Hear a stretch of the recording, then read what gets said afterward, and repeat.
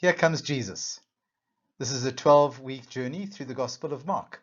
My name is Christopher Harrison, and I'll be guiding you through with a couple of videos, a story for each of the sessions. May God bless you in them. Greetings. When Jesus spoke to crowds, he chose to speak in parables. And here's a parable. There once was a homeowner who had a very large backyard. And when he looked at the yard, he thought to himself, what can I do with this backyard? And so he went to the local store and bought a whole bunch of seeds, great variety. And he gave them to his gardener and said, here's some seeds, go and plant them.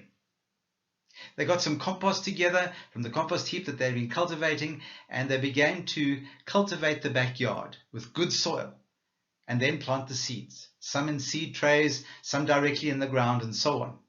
And then they began to water them. Not much happened for quite a while. And then suddenly small seeds began to break through the soil.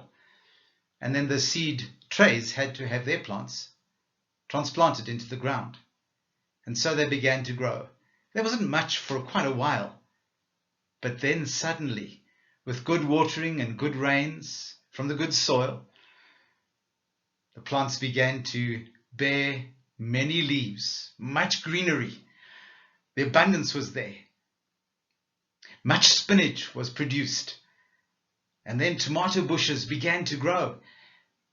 And then the owner had to look under all the greenery, and suddenly there were a lot of tomatoes all over the place. Tomatoes growing in the backyard. And then he saw a whole lot of greenery, and he began to say, what do I do with this greenery, and what's happening? And he pulled them out, and there were carrots beneath the soil. Fresh carrots. And then he saw a whole bunch of leaves growing, and he began to search through all these leaves and began to find some beans. And so the farm owner, the homeowner, looks and sees beneath all the greenery and sees the produce, the fruit of their labor, yes, but the fruit of the earth, the fruit of God's goodness. What do you think of that story? Yes, God sees you in the crowd.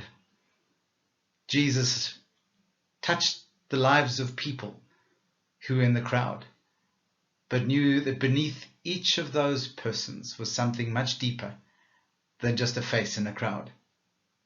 Someone who could bear much fruit in his name. God bless you.